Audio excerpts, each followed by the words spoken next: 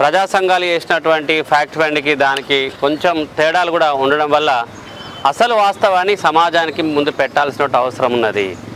ఈశ్వరమ్మకు సంబంధించినటువంటి ఘటనలో ఆ జరిగినటువంటి దుర్మార్గం ఒక్కటొక్కటిగా తెలుసుకుంటూ పోతుంటే మనం మాట్లాడింది మనం పరిశీలించిన దానికంటే ఆమె స్వయంగా మాట్లాడినప్పుడు అది ఇంకా దుర్మార్గంగా ఉన్నది.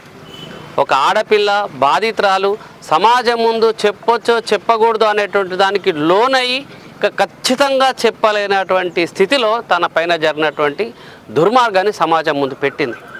ఆ పెట్టిన మాటల్ని మేము అక్షరం రూపంలో రాస్తుంటే ఆ రాయడానికి అక్షరాలు చదివే వాళ్ళంతా కూడా చాలా కలిసివేస్తున్న ఘటన. అంటే ఒక మహిళ మీద ఎన్ని రకాల హింసలు జరగవచ్చు. ప్రశ్నించేటటువంటి వాడు లేడు, ఎదిరించేటటువంటి వాడు లేడు, ఈమెను ఏమైనా చేయొచ్చు అనే ఒక బరిదెగింపుతో ఉన్నటువంటి బండి వెంకటేష్ యాదవ్ గారు వాని తమ్ముడు బండి శివుడు సిగ్గులేని ఒక మహిళ, వాడి భార్య స్వయంగా మహిళ ఉండి తన భార్య అండి భర్త చేస్తున్నటువంటి అత్యాచారాలకి అకృత్యాలకి దగ్గరుండి సహకరించినటువంటి బండి శివమ్మ. వాళ్ళు చేసినటువంటి అకృత్యాలన్నీ ఆమె చెప్పడానికి ఒక మాటలు అందడం లేదు, శక్తి కూడా సరిపోవట్లేదు. ఎంత బలహీనంగా ఉండి తన బాధని సమాజం ముందు పెడతా ఉన్నది. సో ఆ బాధను అర్థం చేసుకొని అలాంటి తల్లులు ఇంకెంతమంది ఉండొచ్చు. కేవలం ఒక ఈశ్వరమ్మ మీద ఇలా జరిగిందని మనం అనుకోవడానికి వీలేదు. పొట్టకూటి కోసం బ్రతకడానికి బిడ్డలకి 4 మెతుకులు పెట్టుకోవడం కోసం భూస్వాముల దగ్గరికి కూలికి వెళ్ళినటువంటి మహిళల్ని శ్రామికుల్ని శ్రమ విభజన చేస్తారు. కానీ మహిళలు అయితే అదనంగా లైంగిక దోపిడీకి కూడా గురి చేస్తారు. ఈ లైంగిక దోపిడీకి గురి చేయడమే కాకుండా హింస చేయటం. ఒక చిన్న ప్రశ్న, నాకు ఉపాధి నాకు సరిపోవడం లేదు, నాకు కూలి పెంచండి, న్యాయమైనది కూడా కాదు. నువ్వు 100 రూపాయలు ఇస్తే నా 3 బిడ్డలకు నేను తిండి పెట్టుకోలేకపోతున్నాను, ఒక 500 ఇయ్యని అడిగిన పాపానికి. ప్రశ్నించడాన్ని దోపిడీని ప్రశ్నించడం కాదు, అడుక్కుందామే. అడుక్కోవడాన్ని కూడా సహించలేనటువంటి బండి వెంకటేష్ యాదవ్ ఆమె మీద సాగించినటువంటి క్రూరత్వం ఈరోజు మహిళల మీద తిడుతున్నట్టు ఒక్కొక్క తిట్టు వాళ్ళ శరీరాల మీద తరాలుగా జరిగినటువంటి హింసకు ప్రతిరూపం. అది చాలామంది చెప్తుంటారు, నిన్ను ఇట్లా చేసి కొడతా, నిన్ను అట్లా చేసి కొడతా అని. ఆ నీచమైన పదాలన్నీ వాడు ఆచరించి చూపించాడు. ఆ యొక్క నేర తీవ్రత ఇక్కడ ఉన్నటువంటి పోలీస్ సమాజానికి అర్థమైందా? వాళ్ళు పెట్టినటువంటి సెక్షన్స్లో వాడికి స్వయంగా శివుడు సహకరించాడని చెప్తున్నాడు. శివుడి పేరు ఎట్లా మిస్ అయింది? మా బావను మా అక్కను కూడా కొట్టి మీరు కాళ్ళు చేతులు దొరకబట్టండి అని చెప్పి వాళ్ళ చేతులు దొరకబట్టించి వాడు పోలీసులు కదా లాఠీలతో కొడుతున్నట్టు పాదాల మీద విపరీతంగా కొట్టాడు. వాడు కర్రను తీసుకొచ్చి బట్టను తీసుకొచ్చి డీజిల్లో ముంచి దాన్ని కాల్చి ఆమె మర్మావయవాల మీద వాడు పదే పదే కాలుస్తుంటే ఆమె ఆర్తనాదాలని వాడు ఒక షాడిస్ట్ లాగా ఎంజాయ్ చేసిండు.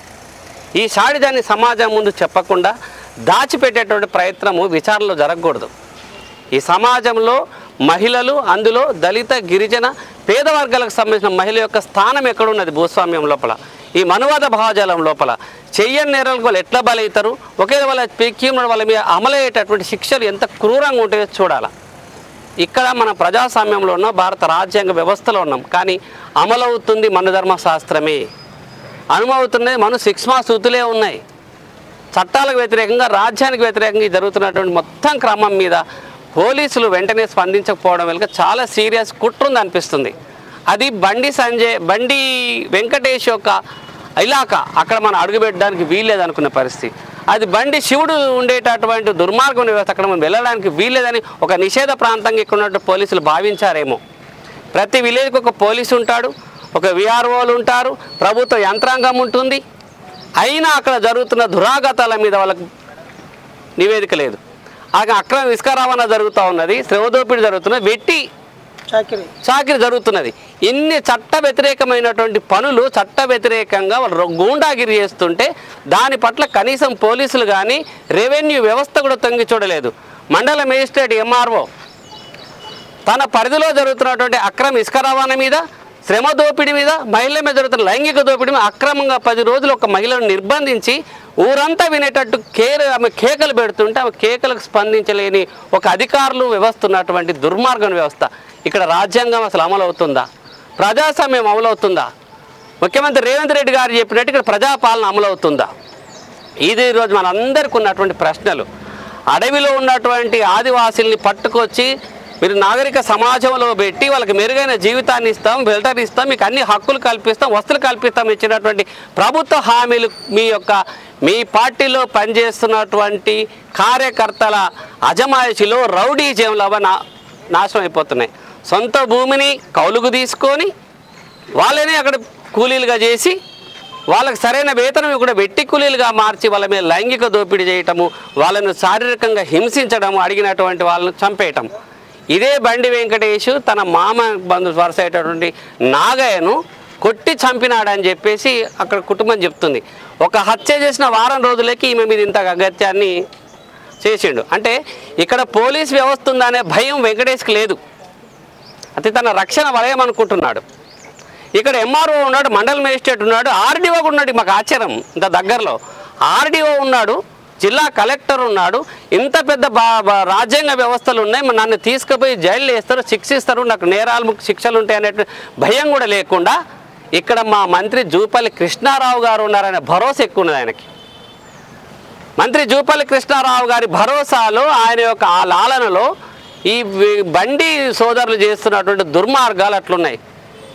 ఇంత జరిగితే సమాజం ముందుకొచ్చి ఆమె ఆర్తనాలు విని మీడియాలో వచ్చిన తర్వాత జరిగిన ప్రతి ఒక్కదాన్ని పోలీసులు బాధ్యత కేసు పెట్టారు, వైద్యులు చికిత్స చేస్తూ ఉన్నారు.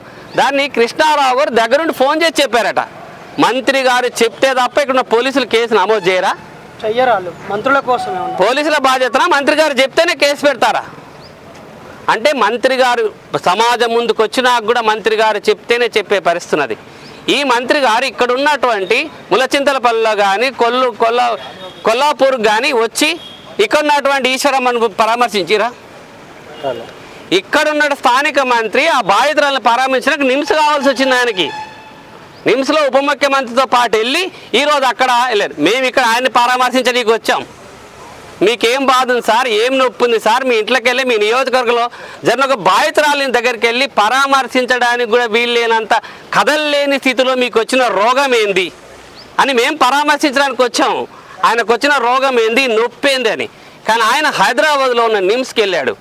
ఇక్కడ ప్రజలందరూ ఆంధ్రప్రదేశ్ నుంచి, కర్ణాటక నుంచి, తెలంగాణ రాష్ట్ర నలుమూలల నుంచి ఇక్కడికి వచ్చాం. మేము ములచింతలపల్లిలో బాధితురాలనేటువంటి ఈశ్వరమ్మను కలవాలా, ఆమె కన్నీటిని తుడవాలా మేము రాసాం. ఆమె కన్నీటికి ఆమె గాయాలకి మన కన్నీటిని అద్ది స్వాంతన చేకూర్చుదాం, మనకు ఒక భరోసాని ఇద్దాం అని వచ్చాం. ఈరోజు మా పరామర్శకి మా భరోసా కూడా దక్కకుండా రాత్రికి రాత్రి ఈశ్వరమ్మని తరలించారు. తరలించడం వెనుక కూడా చెప్తున్నా, ఇక్కడ ఉన్నటువంటి వైద్యులకి చదువుకున్నారా లేదా? ఒక మహిళ శరీరం మీద ఇంత తీవ్రమైన హింస జరిగితే ఆమెకు అవసరమైనటువంటి మెరుగైన వైద్యాన్ని వెంటనే నిమ్స్కు తరలించకుండా ఇక్కడ కాలయాపన ఎందుకు చేశారు? అలా పడేస్తే మంచం మీద 4 రోజులు చచ్చిపోద్దు అనుకున్నారు. ఆమె చావకుండా ప్రజల యొక్క మద్దతుతోని చికిత్స అందేటట్టు చేయడం వల్ల మళ్ళీ అది ఇంకా ఎక్కువయ్యేటప్పుడు తీసుకెళ్ళి నిమ్స్లో పడేశారు. అది ఒక జైలు. ఇప్పుడు బయట నుంచి ముఖ్యమంత్రులు, ఉప ముఖ్యమంత్రులు తప్ప ఇంకెవ్వరు కూడా వెళ్ళి ఆమెను పరామర్శించలేని స్థితి, ఆమె గాయాలను చూడలేని స్థితి. ఆమె గొంతు విప్పింది బయటకు వచ్చి. ఈ గొంతు మళ్ళీ ఇంకోలో వినబడకుండా చేయడం కోసం అంటే మంత్రులకి అధికార యంత్రాంగం ముందు మాత్రం ఉండాలి. ఆమె ఏం మాట్లాడాలో ఏం మాట్లాడకూడదో కంట్రోల్ చేసే వ్యవస్థ స్టార్ట్ అయింది. ఇక్కడ శివుడిని ఎట్లయితే స్థానిక ఎస్ఐ మిస్ చేసిండో, ఎట్లయితే స్థానిక డిఎస్పి మిస్ చేసిండో, ఆమె మీద జరిగినటువంటి దుర్మార్గాలను కూడా మిస్ చేసే ప్రయత్నం జరుగుతూ ఉన్నది. ఇప్పటికైనా చెప్తున్నాం, ఇక్కడ ఉన్న పోలీసులు కానీ రెవెన్యూ వ్యవస్థ కానీ బాధ్యతగా మీరు ఆ విచారణ జరిపి అందులో కేవలం శివుడు వెంకటేష్ మాత్రమే కాదు, ఆమెను కిడ్నాప్ చేయడంలో సహకరించినటువంటి వాళ్ళు ఉన్నారు. వాళ్ళు ఇన్ని నేరాలు చేస్తుంటే రాజకీయ అండదండలతో వాళ్ళని కాపాడుతున్నటువంటి మంత్రి స్థాయి వ్యక్తి ఉన్నాడు. ఇంకెంతమంది అంచెలంచెలుగా రాజకీయ నాయకులు ఉన్నారో వాళ్ళందరినీ కూడా లిస్టు తీసి వాళ్ళందరి మీద ఎస్సీ ఎస్టీ అత్యాచారం పట్ల కేసు పెట్టాలి, జైలు వేసి తొక్కాలి. అలాగే ఈ ప్రాంతంలో ఇలాంటి అసాంఘిక శక్తులు, రాజ్యాంగేతర శక్తులు సాగిస్తున్నటువంటి రౌడీ పాలనలో బలైనటువంటి కుటుంబాలన్నీ వివరాలు తీయాలి, బలైన మహిళలందరి వివరాలు తీయాలి. ఈ నేర చరిత్ర మొత్తం తీసి వాళ్ళ మీద కఠినమైన శిక్షలు పెట్టాలి. ముందుగా ఈ ప్రాంతం నుంచి వాళ్ళు బహిష్కరిస్తే కానీ, వాళ్ళని ఈ ప్రాంతం నుంచి బహిష్కరిస్తే కానీ అక్కడ ఉన్నటువంటి చెంచులకు కానీ శ్రామిక వర్గ ప్రజలకు కానీ రక్షణ లేదు. రక్షణ లేని మీ అందరి సాక్ష్యమే. 10 రోజులు ఒక ఊర్లో పెట్టి మనిషిని చిత్రహింసల పాలు చేస్తుంటే ఎవ్వరు బయటకు వచ్చి మాట్లాడలేని స్థితి అంటే అలాంటి శక్తి అక్కడ ఉండడం అవసరమా? వాళ్ళ వల్ల ఈ సమాజానికి ఉపయోగం ఉంది. ఇక్కడ వాళ్ళందరికీ ప్రాణభయం ఉన్నది, సాక్షులకు ప్రాణభయం ఉన్నది. మా భూములు గుంజుకుంటాడేమో, మా బిడ్డలను హత్యలు చేసి చంపేస్తారేమో భయం ఉన్నది. కనుక వాళ్ళని వెంటనే ఎస్సీ అత్యాచార నిరోధక చట్టం చెప్తున్నది. ఎవడైతే ఒక ప్రాంతం లోపల పదే నేరాలు చేస్తాడో అక్కడ ప్రాంతం యొక్క అభివృద్ధికి వ్యతిరేకమైనటువంటి వాడిని వెంటనే ఇక్కడి నుంచి బహిష్కరించాలని ఉన్నది. కనుక ఇప్పుడు ఈ ఈశ్వరమ్మకు సంబంధించినటువంటి మొత్తం ఘటన మీద సమగ్ర విచారణ జరిపి ఆమెకు ఇవాళ ఎంత సిగ్గుచేట అనిపిస్తుంది అంటే, నేను 2 లక్షల రూపాయలు ఇచ్చాను, క్వింటాల బియ్యం ఇచ్చాను, 2 ఎకరాల భూమి ఇస్తామని చెప్తా ఉన్నారు. సాక్షాత్ ఉప ముఖ్యమంత్రి ఇస్తున్న హామీలు ఏంటంటే ఆ పిల్లలకి ఆశ్రమ పాఠశాలలో అడ్మిషన్ ఇస్తాం, వాళ్ళు ఎంతవరకు చదువుకుంటారంటే అంతవరకు చదివిస్తారంట. వాళ్ళు ఆదివాసీలు, చెంచులు, ఆశ్రమ పాఠశాలలో వాళ్ళకు హక్కు అది, వాళ్ళ అడ్మిషన్. నువ్వు చదివించేది ఏముంది? నువ్వు పెట్టే పురుగులు అన్నం దీన్ని బతకమని చెప్తున్నావా? మెరుగైన విద్య వాళ్ళకి ఢిల్లీ పబ్లిక్ స్కూల్లోనో హైదరాబాద్ పబ్లిక్ స్కూల్లో ఇవ్వలేవా? వాళ్ళదైన హక్కుని నువ్వు ఇస్తున్నాను గొప్పగా చెప్పుకుంటున్నావు. చూడు ఎంతవరకు చదివితే అంతవరకు ఇస్తాడంటే ఇందులో ₹1 ఖర్చు ఏమైనా ఉందా? వాళ్ళు ఆదివాసులుగా చెంచులుగా వాళ్ళు సాధించుకున్నటువంటి రాజ్యాంగం ఇచ్చిన హక్కులో భంగం వాళ్ళకి అడ్మిషన్ వస్తుంది, స్కాలర్షిప్ వస్తుంది. ఇందులో మీ ఖర్చు ఏమున్నది? ఆమె బాధితురాలు, చట్ట ప్రకారం ఆమెకు ఉద్యోగం అర్హురాలు, తన భర్త ఉద్యోగానికి అర్హుడు, తన పిల్లలు కాంపెన్సేషన్కి అర్హులు. వాళ్ళకు ముందుగా రక్షణ ఇవ్వండి, వైద్యం ఇవ్వండి, ఆ తర్వాత ఆమెకి వాళ్ళ భర్తకి సరైనటువంటి గౌరవప్రదమైనటువంటి జీతం వచ్చే ప్రభుత్వ ఉద్యోగాలు ఇవ్వండి. అవుట్ సోర్సింగ్ ఉద్యోగాలు, కాంట్రాక్ట్ ఉద్యోగాలు ఇచ్చి మేము చాలా ఉద్ధరించామనేటువంటి ఉద్ధారకల పోజులు పెట్టొద్దు. ఎస్ఏ చట్టం వ్యతిరేకమవుతుంది. ఎస్ఏ చట్టాన్ని వ్యతిరేకించినటువంటి వాళ్ళు నిర్లక్ష్యం చేసినటువంటి శిక్షార్హులు అవుతారు. ఇక్కడ ఉన్నటువంటి స్థానిక ఎస్ఐ ఈ కేసును గుర్తించడం లోపల నమోదు చేయడం నిర్లక్ష్యం వహించాడు. అతని మీద ఎస్సీ అత్యాచార నిరోధన ప్రకారం కేసు నమోదు చేయాలి. ఇక్కడ ఉన్నట్టు ఎంఆర్ఓ తన రెవెన్యూ డివిజన్లో మండల్ మేజిస్ట్రేట్ తన డివిజన్లో జరుగుతున్నటువంటి నేరాన్ని గుర్తించి చర్యలు తీసుకోవడంలో ఫెయిల్ అయిండు. బాధితురాలకి మెరుగైన వైద్యం ఇవ్వడం లోపల, కుటుంబాన్ని పోషించడంలో, రక్షణ కల్పించడం లోపల రెవెన్యూ అధికారిగా ఫెయిల్ అయ్యాడు. అతని మీద కూడా ఎస్సీ అత్యాచార చట్టం ప్రకారం కేసు నమోదు చేయాలి. ఈరోజు సాక్షాత్ ఆర్డీఓ ఆఫీస్ ముందున్నాం మనం. మీరు ఎవరని అడుగుతున్నాడు ఆయన? ఎందుకు వచ్చారు మీరు అంటే, ఇది ఆఫీస్ అండి, అర్జీలు ఇవ్వడానికి, సమస్యలు చెప్పుకోవడానికి, హక్కుల కోసము నిలదీయడానికి చాలామంది వస్తారు. అలాగే వచ్చాము మేము. రెవెన్యూ డివిజనల్ ఆఫీసర్ ఇక్కడ ఉండి కూడా ఇంత జరుగుతుంటే దాని పట్ల వాళ్ళ స్పందన లేదు. కనుక అతని మీద కూడా ఖచ్చితంగా ఎస్సీ చట్టంలో కేసు నిర్లక్ష్యపరిచినందుకు వాళ్ళ మీద కూడా కేసు నమోదు చేసి వీళ్ళందరినీ కూడా కేసులో భాగం చేయాలని చెప్పేసి కుల నిర్మూలన పోరాట సమితిగా ఇక్కడికి ఈరోజు పిలుపులో భాగంగా వచ్చినటువంటి మిత్రులందరి పక్షాన మేము డిమాండ్ చేస్తూ ఉన్నాం. ఈ డిమాండ్ సాధన కోసం మా పోరాటాన్ని రాష్ట్ర వ్యాప్తం చేస్తాం. ఇప్పటికే దక్షిణ భారతదేశం అంతా దీన్ని స్పందించింది వస్తున్నది. మమ్మల్ని కనుక మేము చేసినటువంటి ఈ పోరాటంలో భాగంగా వెలికిలోకి వచ్చిన సమస్యలన్నింటినీ మీరు పరిష్కరించడానికి సరైన చర్యలు తీసుకోకపోతే ఒక మహత్తరమైనటువంటి పోరాటాన్ని మేము జాతీయ స్థాయిలో చేస్తాము. ఇక్కడ ఉన్నటువంటి బాధితులందరికీ విముక్తం కల్పిస్తాం. ఏ మాత్రం వాళ్ళని మీరు కాపాడడానికి ప్రయత్నం చేసినా మీరందరూ కూడా నేరస్తుల లిస్టులో చేరిపోతారని ఇప్పటిదాకా నేను చెప్పిన వాళ్ళందరూ కూడా గుర్తించుకొని ఆ విచారణ సమగ్రంగా జరపాలని చెప్పేసి మేము కోరుకుంటూ పోరాడదాం. ఈశ్వరమ్మ కుటుంబానికి న్యాయం జరిగేంత వరకు పోరాడదాం. చెంచుమల ఈశ్వరమ్మ కుటుంబానికి న్యాయం జరిగేంత వరకు అరెస్ట్ చేయాలి. బండి వెంకటేశ్వర యాదవ్ను వెంటనే అరెస్ట్ చేయాలి. కామాంధుడు బండి శివుడిని వెంటనే అరెస్ట్ చేయాలి. మహిళా జాతికి సిగ్గుచేటైనటువంటి శివమ్మను వెంటనే పోరాడదాం. శివమ్మ కుటుంబానికి న్యాయం జరిగేంత వరకు వర్ధిల్లాలి ప్రజా సంఘాల ఐక్యత, వర్ధిల్లాలి ప్రజా సంఘాల ఐక్యత. అండగా ఉందాం చెంచు జాతికి, అండగా ఉందాం.